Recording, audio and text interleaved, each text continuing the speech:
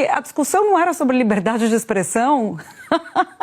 Não estou mais entendendo. A questão não é que a pessoa pode ser livre para falar mal, falar que quer ditadura, falar que o STF não funciona. E aí, mas se for comunista de meia tigela, não pode. É sobre liberdade de expressão ou não é sobre liberdade de expressão, Marcelo Lins?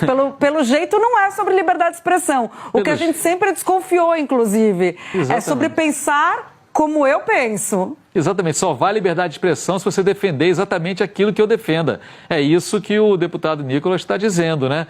Ele está exatamente negando um dos princípios da democracia, que é exatamente o debate e o embate de ideias, o confronto. E os Estados Unidos têm uma larga tradição, inclusive no ambiente universitário, de criar clubes de debates, de discurso e debates, de oratória e debates. Aqueles clubes, sabe aquelas atividades em que você divide a turma em dois pedaços, uma turma vai defender tal posição, a outra defende a posição antagônica e depois troca e tem que defender de novo, e isso faz parte do processo de construção, inclusive, de uma consciência crítica, de aprender a ouvir pensamentos diferentes, de alimentar o diálogo, quem sabe até, eventualmente, construir consensos. E isso no ambiente estudantil é ainda mais importante, quando essas consciências estão sendo formadas, quando os jovens, adolescentes, depois estudantes universitários, e depois mestrandos, doutorandos, vão ali formando as suas ideias a partir de ideias que são debatidas com outras pessoas.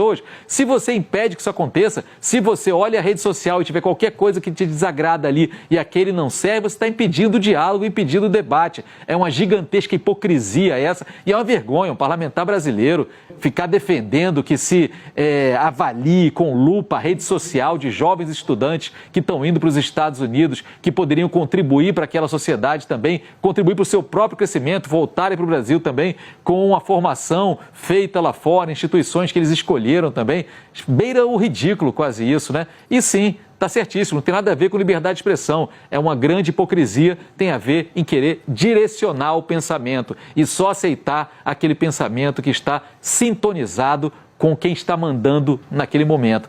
Nesse momento agora é o trumpismo, é Donald Trump, é Marco Rubio, é esse tipo de gente.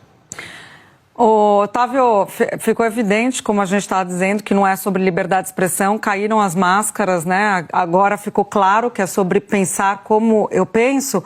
E eu ainda coloco um agravante, que eu sempre cito aqui. Nos Estados Unidos, Marcelo citava a tradição dos Estados Unidos de debate, de dissenso, da oratória. Nos Estados Unidos, a questão da liberdade de expressão ela é muito mais ampla do que a lei brasileira. Então, assim,